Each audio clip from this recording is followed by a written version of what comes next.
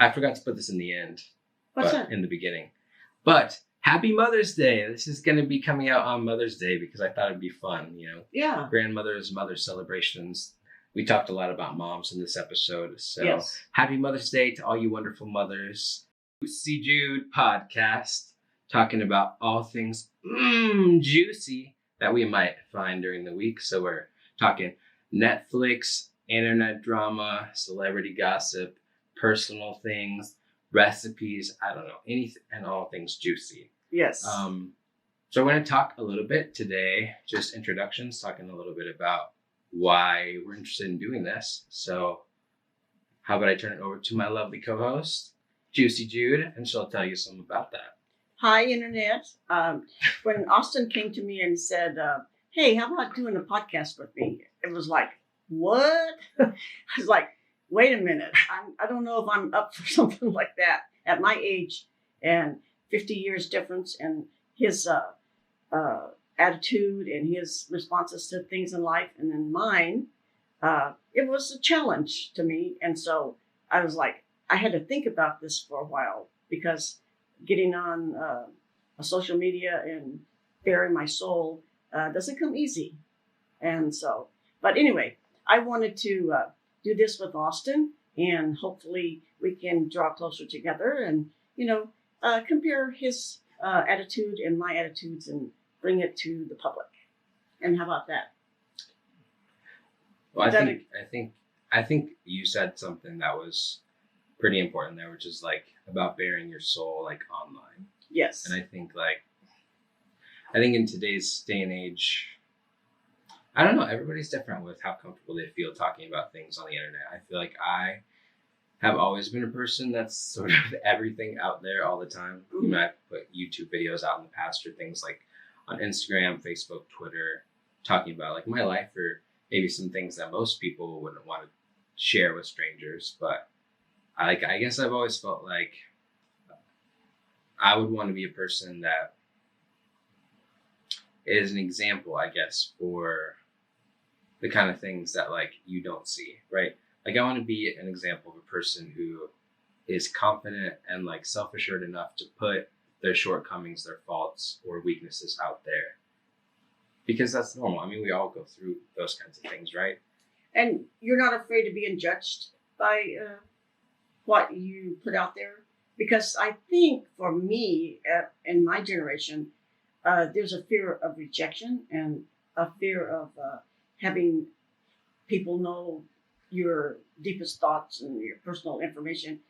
Somehow is kind of doesn't play very well.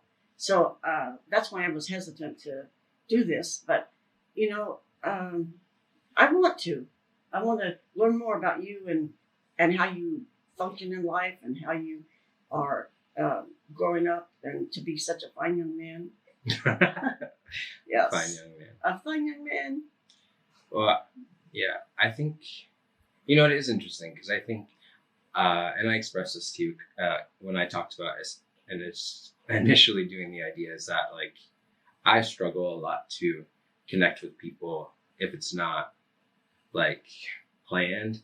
And I know that sounds bad, but like, if I look back over my past, like with my friendships or college or high school or mentors and things like that, I think those relationships always formed because I was intentional saying like, hey, let's go get coffee or something like that. But I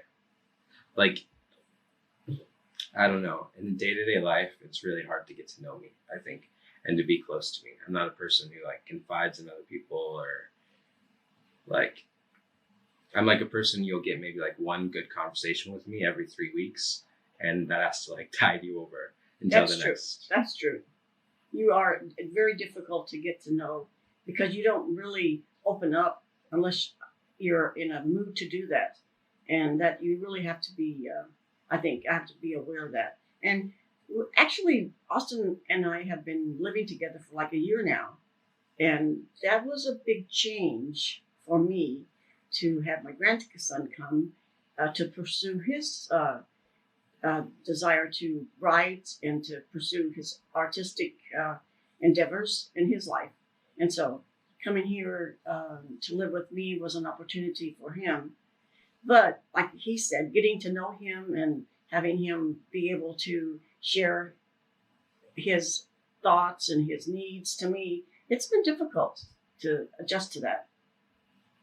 And I think I'm a pretty specific, particular person, and I don't think like most people would know that, because I think I've had a lot of relationships in my life and like a lot of good connections, but it's because people just like connect to me here and there, you know what I mean? yes, And they don't have to deal with like actually me long term, and to recognize like that deep connection, or maybe that like deep conversation that I might have in a moment, like that's not how I am every single day. And I think sometimes people might feel closer to me than I feel to them because right. of that. Because like I am naturally open, and I know how to be vulnerable to other people. Some, I don't know. It doesn't, well, anyways, it doesn't really matter. Well, one thing I do admire you is that you are upfront with what your needs are. You don't hide them. You don't bury them.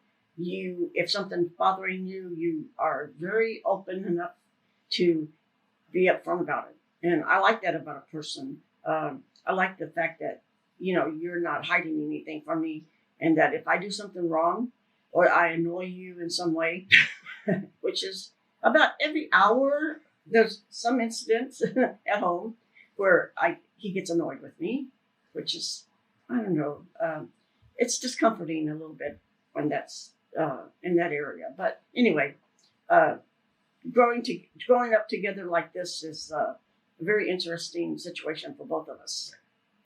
So, and I know we just went off on a tangent, but that's the beauty of podcasts, is being able to talk about whatever. But I think one of the things that I said to you is I wanted to do this to get yes. closer to you as well. And that's what Yeah. we were talking about. And also, I think a hidden part of my personality and my upbringing that not a lot of people know about is I would consider myself like an internet kid. Yes. I think, yes, around 2006, right when there was, the MySpace, YouTube had just come out, Facebook was just kind of starting, like that whole social media thing, like that. That's right around the time I was going through puberty in middle school and things like that. And so much of my attention was really on social media, and so sort of the trends or the people that have come and gone, or drama, or once upon a time on YouTube you couldn't even make any money, and now people are making hundreds of thousands of dollars a month off of it, and things have really changed. And I think as somebody who's been an observer of the culture for so long, I would like to actually insert myself and to be a creator, because I've always kind of had that dream. I've always been a creative person. I've always had a lot of opinions, a lot of I think interesting philosophies on the world that I like to share, and I would like to do that again. And that's your creative side. I don't think you get that from me though. I don't know who I get it from. I don't know either. But when we started this podcast, our first initial discussion was, what do we name it? And that opened a can of worms for us, because first disagreement, he wanted to go with just grandma time, and I'm thinking no. I'm not. I don't have a lot of internet experience. I just barely have a Facebook account and have an email account, and that's about it for me on the internet. I just recently opened up Twitter and Instagram, so I'm like, wait a minute. So he's so far advanced. Or like even the fact right now, you're committing like podcast anti-etiquette because your phone's ringing. I don't know if anybody can hear that in the background, but like I feel like somebody my age would think, oh my God, we're going to do a podcast. We're going to film. I need to put silent. I know, but like most people would put that on silent. It's not a bad thing. Just leave it. But even that, like showing the disconnect between maybe the things that you think about and are aware of, and the things that I think about and am aware of. True. But like I said, we our first disagreement was, what do we name this? Because if we're going to do this every week, then hopefully twice a week, maybe 3 times a week, we need to get something catchy so people will like us and come back. And we want to be able to pursue this on a long-term basis. So anyway, I said, we need something catchy. Even me at my age knows that, you want to hook somebody in and, with a catchy name. Okay. But you thought that Dishing with Grandma would be the catchy Yes, I did. name. And Dishing with Grandma. Don't know if you've had enough dates to figure out yet that that's not a name that I love or that I think is catchy. I know, he didn't Either like way, it. we dropped both the names that we thought Yeah, of. he didn't like it. We even put a vote up on Twitter, and I won. 55% like my name better than his. But statistically, there were 11 votes. Okay. You voted for yourself. Okay. So then that takes 11 votes down to 10 actual votes. So the spread was like 3-3-4. Oh, come on. For 3, Okay. my idea. I 4 for your idea. Okay. And 3 for keep brainstorming. True. So if you think about it, I really got 6 out of 10 on the, Oh, see, on he the vote. never gives up.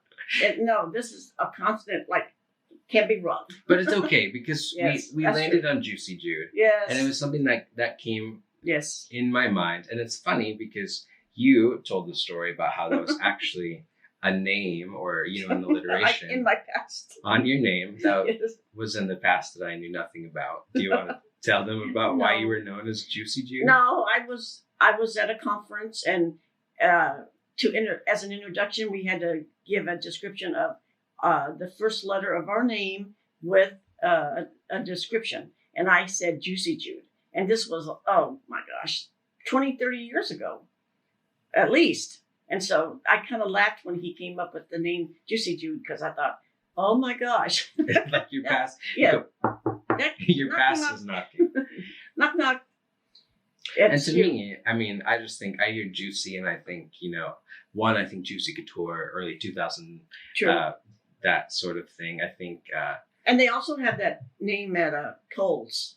Juicy. Well, yeah. Juicy Couture. Yes. You can She's buy- a cool shop. But also Yes. Juicy Fruit, the gum, I think Yes. of, I think something to chew on. And I think topics, are juicy. Yeah. It's kind of got a funny sexual overtone. We want to get into some juicy stuff, Juicy in the stuff. future. Right. You know. And that could be a good segue. One of the things that we do to spend time with one another, or that I do, because like I said, you're not likely to get a good conversation with me, except for once a month. I like to watch shows together Yes. with you. I'll come in and Preferably I'll say Netflix or or Hulu. well, yeah, but I feel like I don't know. We've watched a few Hulu Yeah. series. Right. We watched Schitt's Creek. that was on Netflix. Yes, but we Um, don't watch that. I know, but I was saying we've watched some Hulu. Hulu, I really appreciate Hulu because I watch a lot of anime. Yes. So Hulu, I feel, has a lot more anime selection. So that's usually where so when I want to watch a show with you, it's usually not going to be on Hulu. Not a show, a series. A series. Yes, right. because it's usually 20-hour marathon that we watch. Yes. So, and and it adds up. maybe because we're both tend to be people who just want to zone out. I think that's why True. we both enjoy that. Yes. But we watched 3 or 4 different series, and we find that very entertaining. And we try sometimes to discuss it, and sometimes we find our opinions are a lot different than from each other. And so that's why we decided to, hey, bring this out in the open. Let's discuss it. Hey, we're discussing it as a family here. Why not just put it on podcast and see what other people think about it too? So that's one of the things that we decided to do this to be able to share it with you, and hopefully you'll enjoy it and come back and see us again. And Austin has a marvelous mind. No. You Well, do. I think what you're referring to is that we'll watch a Netflix show, for instance. If we watch a season of American Horror Story, I think yes. we've watched almost all of those together. American And so, Horror Stories. Yes. for instance, we'll talk. We watch Cult, and maybe the Cult season. We'll get to the end of it, and I'll be like, "Oh, what'd you think?" And you might say, "Good, I enjoyed it." And I'll be like, "But did you like the political overtones of it? Did you like its message or what it was saying about the far right or the far left or about this or about that?" And and I'll kind of like analyze it and talk about a lot of different things. And correct me if I'm politically incorrect with my thinking. Right. And yes, I think media and, for instance, like Netflix or YouTube or Hulu or things like that, you know, when it comes to what's being mass consumed by people, often that's where you can turn to see what's going on in the zeitgeist and what people are thinking and cultural shifts about what's normal and things like that. And True. And so I think that's where it can be fun or valuable to have conversations based on pop culture or those kinds of things. Of all the miniseries that we've watched, what do you find is your favorite? Because I liked Orange is the New Black. Did you? I did like that one, yes. And I'll be anxious to be able to talk about that in the future because I like that series. Yeah. I thought it was very, it was sad, but also the character studies of the people in prison were interesting to me. Right. And then we had RuPaul Drag Race, all of the seasons. I think there's 13 seasons. We watched that. We've missed 11. We haven't seen season 11 we've RuPaul's missed, Drag Race, okay. nor have we seen All Stars 5. Yes. So there are 2 seasons that have aired that we have not seen. But everything else we've seen, we have watched a little bit of Untucked, but as much as we consider ourselves big RuPaul's Drag Race fans, I don't know if watching people sit and talk about themselves, I don't know. We just haven't, I don't think Untucked totally interests us as much as the actual show itself. And we're so much a RuPaul fan, we even bought concert tickets to see him, the live show here at the local concert hall. And that was an interesting drive-in concert with this pandemic that we're having. We had to see this the concert outside, but that was interesting. Yeah. So that's going to be coming up too. And then and she's adamant that I have to, or we should include something in the podcast to let people know about what we're going to talk about in the upcoming week. And so I said, you just want to say we're going to talk about RuPaul's Drag Race next week. So next week we're going to talk about RuPaul's Drag Race. But we just finished Queen's Gambit, and that was a good series. Right. I really enjoyed that one. Right. Definitely. Yeah. So anyway, what we're trying to tell you is that we're here to just on juicy information about shows that we have seen and get your perspective of what we think. Or just about, what's just everything juicy in our lives we'll just talk about.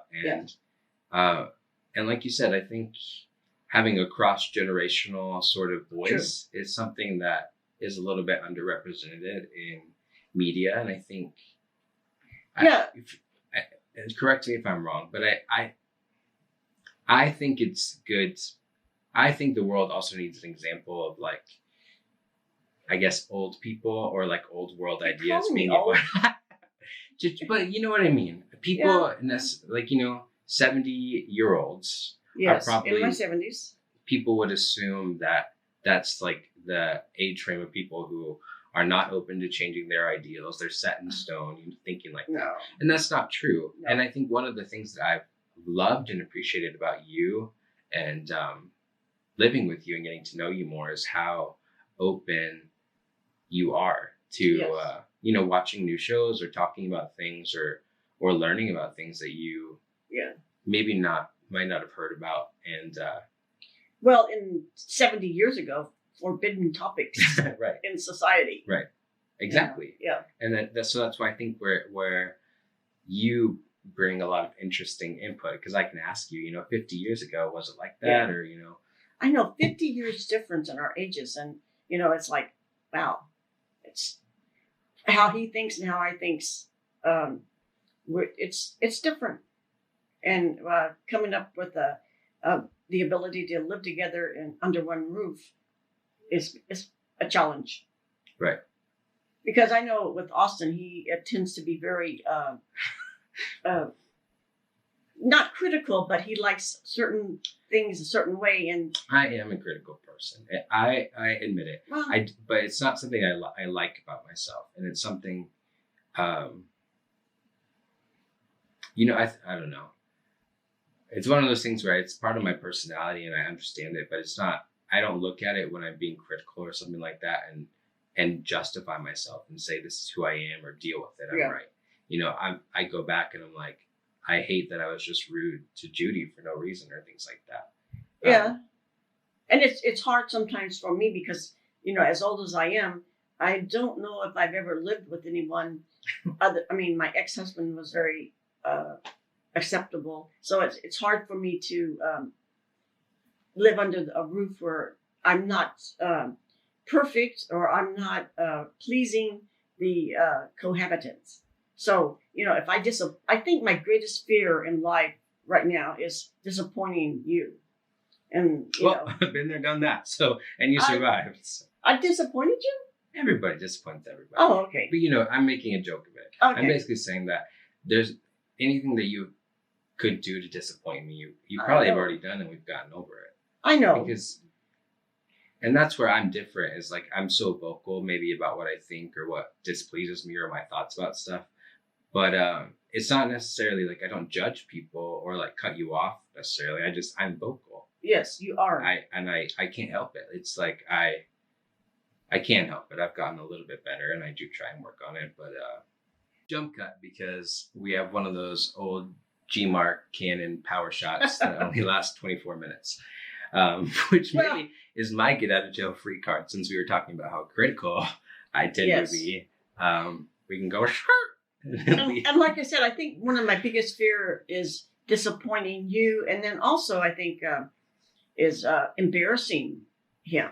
I mean, it's like I know sometimes when we go to check out at a store or something, he is very careful for me not to say anything that might embarrass him, and so I think there's also a fear of that. I don't want to embarrass him with what I might say that would be construed as, different than what he would find acceptable in today's society. So, there's two things that doing this podcast has webbed up inside of me, and that's, disappointing Austin and also embarrassing him, which is totally off my radar because I don't want to do that. Can you understand? Yeah, and I've thought about that, about how maybe one of your fears could be if we're doing this, say, and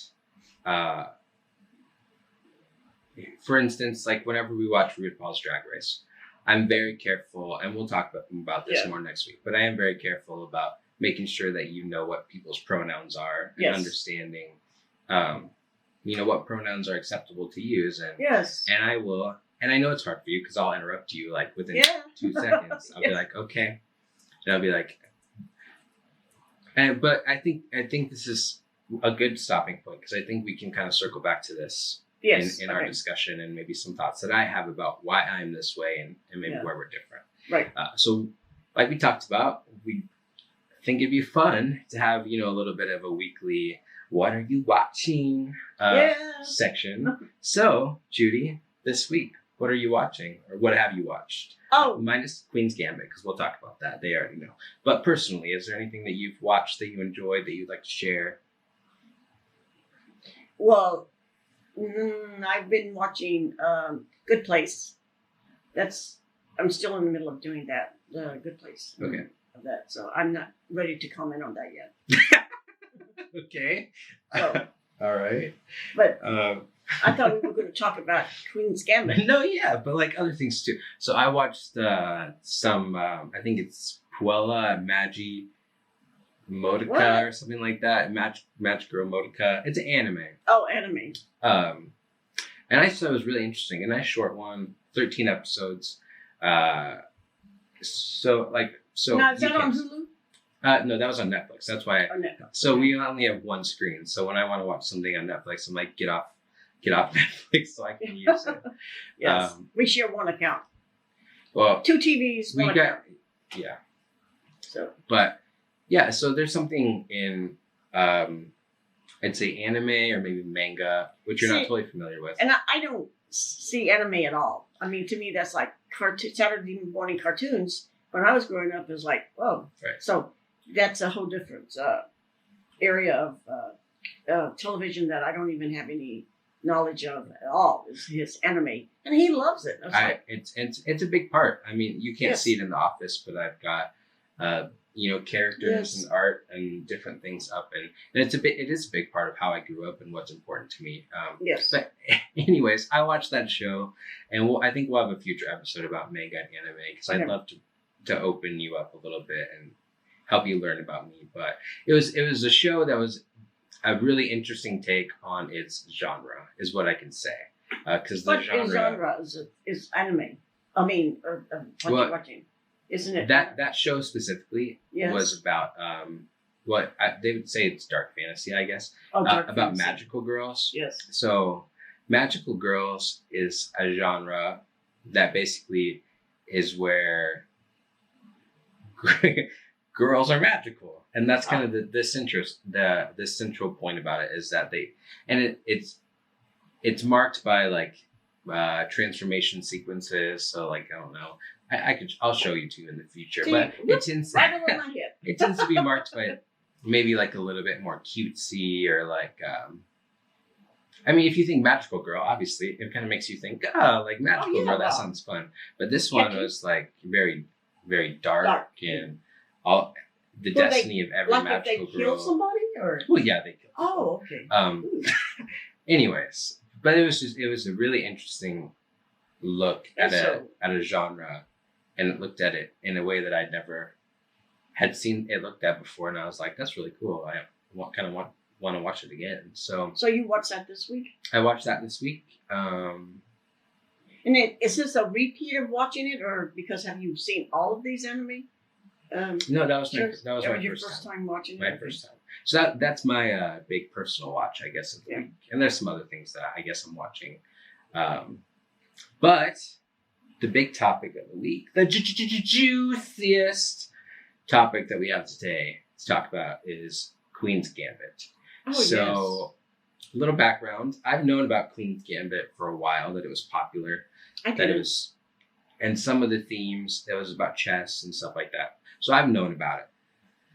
But one thing about me is I think I also tend to be like an anti-bandwagoner. Like anything that's popular, I tend to sort of immediately distrust, or like, so, it's taken me a year to watch Queen's Gambit since I first heard about it, because I'm like, well, everybody else likes that, I'm not going to like that. It's up for 2 awards at the Golden Globes. Really? Yes. It is. Yes. Well, I agree. 2021. So let's talk about it. I'll give you the floor, because I've kind of been talking a lot. So what would you say are your highlights or takeaways? Well, one of the things that when we're watching something on the television, I'll refer to something like the Queen's Gambit. Well, that brought back, and he said, does that era, the 1960s, seem familiar to you? And I'm going, well, yeah. There was a chess player. It wasn't a girl like this girl on in this movie. It was Bobby Fischer, and he was a prodigy at, I think, age 13. He played a Russian and won the chess championship in the 60s or early 70s. But anyway, so I have some past references on what I can relate to in the movie. So Austin's always asking me, does that seem, the information that they're putting out, is that familiar to you? And, I thought the movie was really spot on, except for it being Beth, the lead character in the movie. It was a girl instead of Bobby Fischer. But as far as like, well, I like when it comes to like a period piece, for instance, I like being saying like, is that the music that they used to play? Oh, yeah. You know what I mean? Yes. Because I think like, when you're just growing up and you're watching a show and they're playing music in the show, you don't think about it as being a period piece because you're living the period piece, right? Because you can only have music exist within that kind of world that's been there, right? So if you're watching a show that's kind of following a current day timeline, it's going to include music that's in that show as well as before it.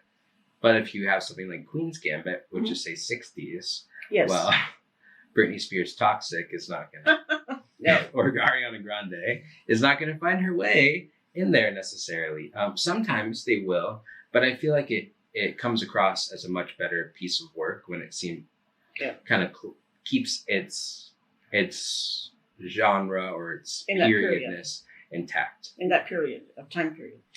Yeah, and that's one of the things he asked me was, are you familiar with that music? And I go, yeah. You know, in the movie or in the series, they played a lot of 1960 songs that, you know, brought back a lot of memories. But so it was really interesting to relate to that and the music and the time period. I mean, the storyline itself on Queen's Gambit, I thought it was like fictional, and you know, I found it hard to believe in some ways the storyline. But what was hard for you to believe about it? Well, her being given the opportunity in an orphanage by the janitor to play chess. And I mean, and then growing up and being able to travel the world without having a job. I mean, I don't know how she generated her income. I mean, she was winning money from the chess competitions. Yeah, but how much money would she be winning enough to support herself? Well, I mean, you win enough for the competitions, you become a celebrity. Now people want to pay to take your picture. You're on talk shows. You're on interviews. Yeah. So, and I mean, now and back then, I mean, it's not like you could just Google it. That's true. you actually had to pay for a paper or something like that to read about it. Yeah, and they had the Chess Review, the magazine. In those days, you bought magazines off the newsstand. Today, everything's on the phone, on your phone, that you can just download or Google whatever topic you want. In those days, we bought magazines, stacks of magazines, you know, to be able to read stuff. Yes. Mm-hmm. What did you find good about? I mean, interesting about the movie? So I think, and that was one of the things that I think would be the nice kind of final topic of the day, because I think the big theme with Queen's Gambit, if you look at it in its totality, is about mental health and addiction and I think loneliness as well. You know, about trauma and mental illness and how it affects our ability to connect to others and also, you know, how. Yeah. I'm sorry, my leg is hurting so bad. I think it's because they're longer. Are you okay? Yes. Okay. But yeah, for me, I think that's really what stuck out to me, you know, is that she kind of had this initial, I don't know, what do you think? Beth, I think, had a hard time relating. The bonding with other relationships was difficult for her. But you brought up the subject of mental health and the addiction, to drug addiction, and I didn't even see a lot of that in the movie. But now that you mention it, it was a really profound part of the movie or the series, is that, you know, her relationships and how the alcoholism and the addiction to pills really confused her. And it's interesting, again, that you even say that you didn't notice that. Because one of the reasons that I thought about talking about this is because less than 24 hours ago, we just kind of had this a discussion a little bit where I shared with you that I'm starting to try and smoke marijuana a lot less. For instance, giving up like smoking marijuana through a vape pen, because I saw some research that just drew some connections, or they have some findings between vaping, and not just marijuana vaping, but when it comes to nicotine as well, and depression. And I do feel like I've seen a marked difference in my depression since I started using the vape.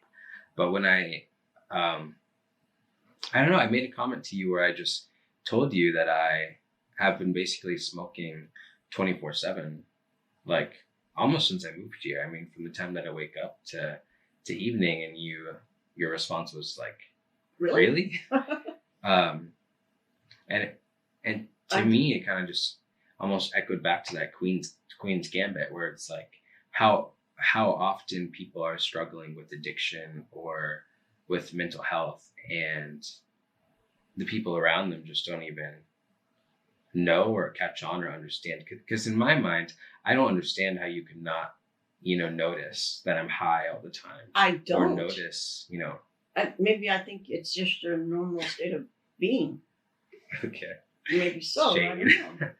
What would you be like if you weren't smoking? But I think, well, I could would answer your question. Would you even be harder to live with? See, and this is being that you said that, because do you, like, even with you saying that, do you kind of see how that can hurt when you're saying, like, is it going to be even harder to live with you if you're not high? I don't know. But do you see how people who struggle or who are using maybe a dependency on a substance, if they hear something like that, why that could be a fear for them, like why they don't want to talk about their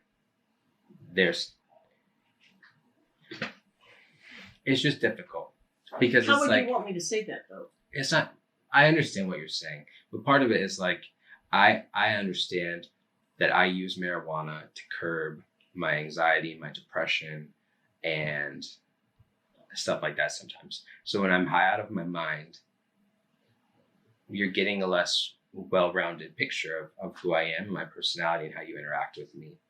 And so I might seem more amicable maybe, or easier to get along with. But there have even been times where, like, I've been more irritable and you've been like, you need some marijuana, or like, do we need to go pick up some stuff? And again, I know this is probably, you're like, damn it, first podcast and we're having a talk like this. Yes. But I think, well, this is the kind of things I think he puts me on the spot. Are powerful to talk about. But this is more just about, again, like, well, lessons you can draw from media and things, and relating to personal life, but going back to Queen's Gambit, it's the same relationship Beth had with her mother. Exactly. And so, and how her relationship with her mom was fractured too. Right. And her mom didn't measure up to what she wanted. Her mother, or her adopted mother, was an alcoholic and eventually died from her alcoholism. And I think Beth saw that, and it was a crutch for her too. And I guess I don't see you smoking, so it's like I'm not critical. And one of the things I was going to ask you is in my personality, I find it very hard to criticize other people. So I guess we don't have that in common. No, you don't. And you don't see me pointing out things that I think you need to change. Do you think I do that? I don't. No. Okay. But I apologize if I say something to you that triggers a negative response out of you. It's not intentional, because the last thing I would want to do is hurt you. And I mean, sometimes what I'm thinking and what comes out of my mouth are two different things. So I apologize if it comes across as being harsh. Well, I know. I don't think you ever necessarily come across as harsh. I think it's valuable to have this discussion, because I think, I identify a lot with Beth, and I think a lot of people identify with Beth. And I think what you're also talking about is even stuff that was both in the show and that happens, Yes. Because early on, Beth did sort of, have some digs that she threw at her mother about her alcoholism and her alcohol use. But I think sometimes, even though you see somebody is hurting like that, you recognize, like, well, you ask, what's going to be the trade-off if I talk to them about this? What's going to happen if I say you're drinking too much, or if I say maybe we should slow down? And in that instance, I think for Beth, it's like, well, this is now my mother. This is who I'm dependent on. This is my main connection. This is all I have. This is the person that takes me to these chess competitions and stuff like that. And it kind of becomes that, like, how do you toe the line, especially when it's somebody that you rely upon. And I think a lot of kids out there are also in that same predicament where they have people in their life, parents, guardians, who are addicts and who are hurting. And well, and one of the things we have to remember in the Queen's Gambit is that Beth was a minor. Right.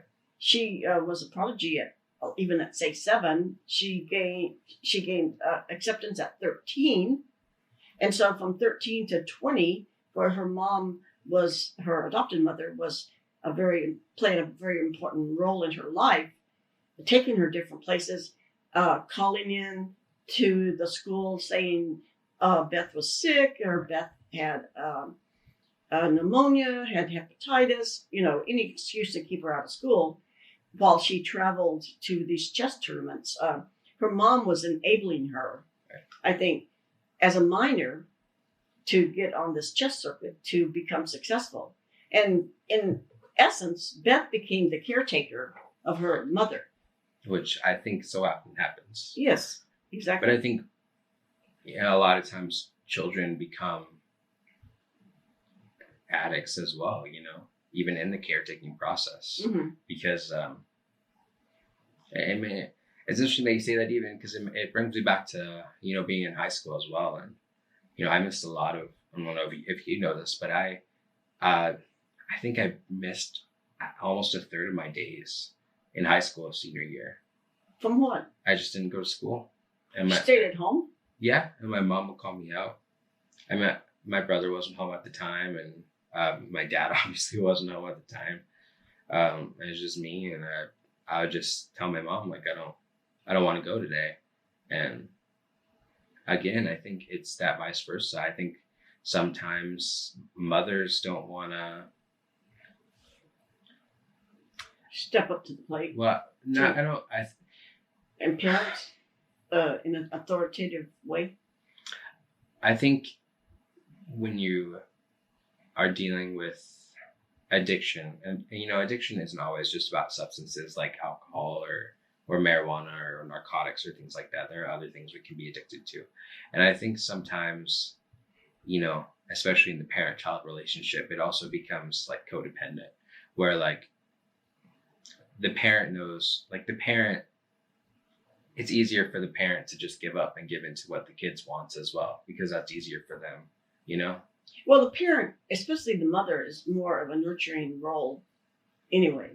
And traditionally. So with your mom, when you were in high school, calling in, she was probably thought she was nurturing you more so than enabling you to, skip school. Is that something you regret? But I think that again, that when you think you're if you truly are nurturing somebody, yes, or a child, and you're healthy in and of yourself, you're gonna know what behaviors are actually nurturing or not. So that if this is now the 20th time that your child is called out of school, it's no longer nurturing. True. To just let them not. And I didn't want this to turn into necessarily talking about like my own mother stuff right now, which is not like I don't mind talking about it at all. But I've really worked through stuff with like my mom and forgiven her, and I think we have a great relationship now. But again, this is real life, and this is this stuff that humans deal with. And I know, you've had an interesting relationship with your mother, right? Yeah, I did. Wasn't very loving, but, right. And then, but like I said, with Beth's adopted mom and her mother nurturing her and enabling her, and then Beth becoming the caretaker, set up some dynamics in the movie that was a powerful movie. Right. And I think I would encourage everybody to watch it, and not only for the time period of the 1920s when Russia was in the Cold War we were in the Cold War with them, and chess was a way inside their country or inside their media. It was very interesting to see that in the movie, and kudos to Bob. Spassky. Yes, I think that was the Russian he beat for the world chess grandmaster. But anyway. And yeah. And sorry, I mean, if we went, I know we went heavier than you're just talking a little bit just off screen about Boris Spassky. And there was a Russian that Bobby Fischer played against in the I think it was 1972 that he won. Then they had a rematch, I think years later. I'm not sure how that turned out, but anyway, Beth. I mean, it was fun to see in the movie a female role as a chess player, because I'm thinking, because at one point in my life, I was a chess player, and and I beat a lot of men in the chess game. I think we're gonna pull this up a little bit. But so to see a woman grandmaster in that movie, it opened my eyes to think that a female could be so good at chess to take on the Russians too. Yeah. So that was fun to watch that. Sorry, we are doing 100% natural light, and natural light looks great, but it also is variable because the sun moves. But yeah, I think, again, I apologize if we went to a way heavier of a topic than you might have thought we were gonna be going into, but I do think, that even watching that show, like, also gave me hope for struggling, with addiction and things like that. Because in the end, well, I'm not so sure at the end of that movie, we had a clear-cut opinion of what was going to happen with her. No, but she did end up throwing away the drugs and beating Borgoff without them. She did flush the pills down the toilet, which is a no-no. Technically, yes. But where else are you going to put the water in? Anyways, yes, because they'll go in the water system. Yada. But what was I going to say? There's another comment that you made this morning that kind of brought me back as well to how easily drug dependency or addiction can happen, especially when you're suffering from mental illness or whether you go through trauma as well. And it was kind of just regarding, like, how it starts in the beginning, right? Mm-hmm. And sometimes you just want to take something to the point of, like, I just want to feel it. I want to know, I want to feel different than how I am, and do something. You want to feel better. You want, well, yeah. You're always looking for a high, or not a high, but euphoria, where you're not, say, suffering from whatever you think you're feeling. Right. Again, it's that. And I was watching something this week, Russell Brand. Do you know who Russell Brand is? Yes, I do. Okay, so Russell Brand, I don't know if you know, mm-hmm. but in the past 4 or 5 years has kind of detached from the media and kind of become, I guess I would say, a spiritual guru kind of person. Yes. Isolated from the public? I think you can be a spiritual guru and not isolated, but I just mean he's gotten into, meditation and philosophy and spirituality and stuff like that. And one of the things that he was talking about when it came to some addictions is how, anything that you are wanting, when it comes to addiction, you're wanting to almost create an energetic state in your body. You're wanting to create, whether it's whatever it is. A feel good? Is that a feel good? See, I think you don't. I think putting it in a box like that is too restrictive, because I don't think all drugs make you feel good when you take them. But that's what I think about when I think you want to get a high or you want to take medication, because you want to have that feel good sense of inside your body. It's a feel good sense. And I think, clearly you maybe have not struggled with addiction or I don't know, Are you looking for a normal? I think What you think is a normal feeling that you are aspiring to when you take drugs? So this is what I'm saying about when I say energetic state. Energetic. Okay. Because if you quantify it as energetic state, I think that helps us better understand what's going on. Because an energetic state can be any state of being, and sometimes it can be a state of being where you feel euphoric and you feel happy, and there are drugs that you can take for that, or certain things that might help you tap into that. But there are also, not every drug is going to affect you in the same way or create the same state. And I think it's different for everybody. So that's why when you say, because you want to feel good or feel happy, yes, I think that's too limited of an understanding of how drugs affect people and what they're suffering from as an individual, if they are suffering from a dependency. And for instance, and the reason I was saying that energetic state, for Beth, I think there was trauma and stuff that was associated with that. But also, the drug use was associated with her level of creativity, her ability to play chess. Exactly. And I think she was dependent on the drugs to be able to imagine in her mind the next chess moves that she was going to make. Right. For somehow the drugs made her more creative, more profoundly intellectual as far as being able to make these moves that would eventually beat the Russian. Right. So, but I don't know how. I always have heard that drugs diminish your brain's ability to be thought producing. So again, I think that's where that's coming from, a limited understanding of both narcotics or substances in general, and also how they affect people, because everybody's different. And true. I think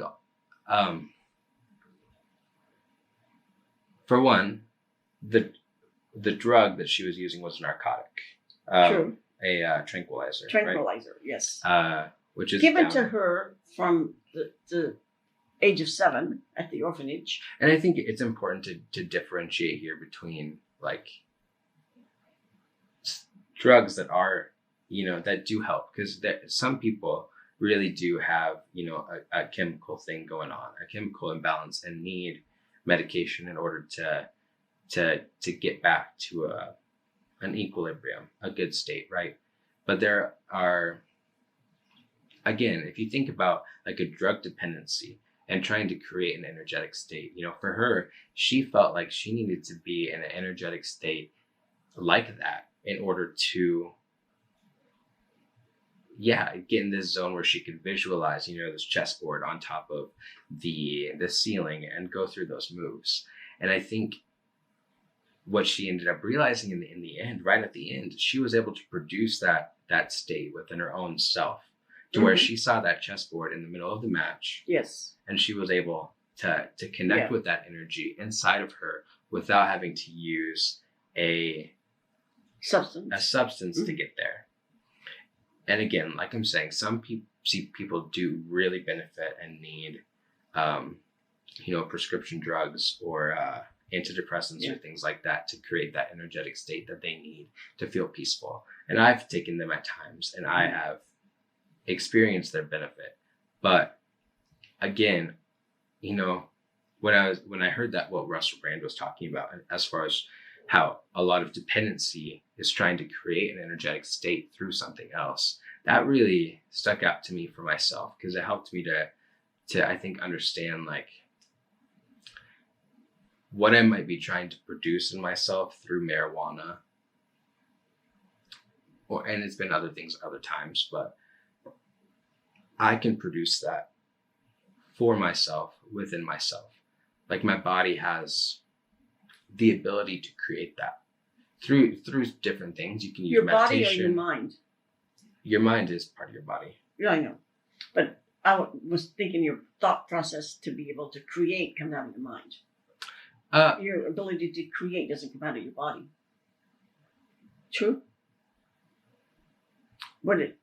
That's what I was thinking. I would, maybe this is a different topic, different day, but I would say that there's a mind-body connection in the sense that what you're talking about as far as like thinking and stuff like that, I think is a little different than what I'm saying. When I'm saying like that your body has, because chemical things happen with drugs, right? Chemical or substances that you're taking that shift your mind and shift through the chemicals and reactions. I mean, I don't know. I'm not the best at understanding all this. Not totally well researched, but they shift what your body's doing. So what I'm saying is that, you know, through certain,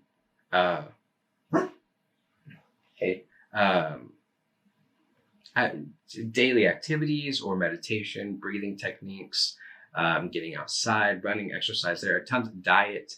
Those things can also create chemical shifts within your body in a healthy way that create physiologically the state that you're trying to create. So I think an energetic state is both physiological, and then there's other maybe spiritual components that go on top of that. But I think it starts with the physiology of the body. And I don't know how we got into that. But your brain body separation. Okay. I guess the connection would be between like madness and genius, and they kind of touched on that a little bit in there too. But that oftentimes creativity seems to come with a certain like harrowing sense to it, you know, that the more creative you are, creative people just, I think, sometimes tend to experience just huge depths of emotion, both low emotion and high emotion that maybe everyday people don't. Yeah, that was in that movie. That was a revelation to her when she was able to finish that match with the Russian, and she wasn't high, and she saw the end game, which I think it was the end game of that chess on the ceiling and that was a profound part of that movie that really changed for her, because she was able to go ahead and win, and so I thought that was a good. That part of the movie was really made a difference for me to see that. Yeah, I enjoyed it, and I think that's a really powerful point for both for everybody who watches it, and then anybody who watches this as well. And I think one of those powerful points that I wanted to bring through today was that, you know, in the end, we can overcome, just like she did. You know, she was able to let go of what she needed to let go of in order to hopefully find stability. I mean, obviously it ends with it's supposed to end open. Do you think they'll bring that series back? No, it's a limited series for a reason. It's a limited, okay. So we won't ever know what happens about that as she goes on into her future. It's over with. I think you don't need to.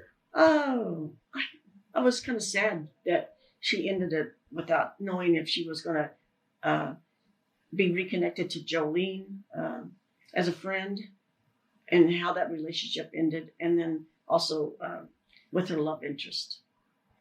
It left her alone and that was an issue with it, because Austin said, you always want to have a romantic end to this, and if there wasn't a romantic end to it. Yeah, and maybe that's like differences in our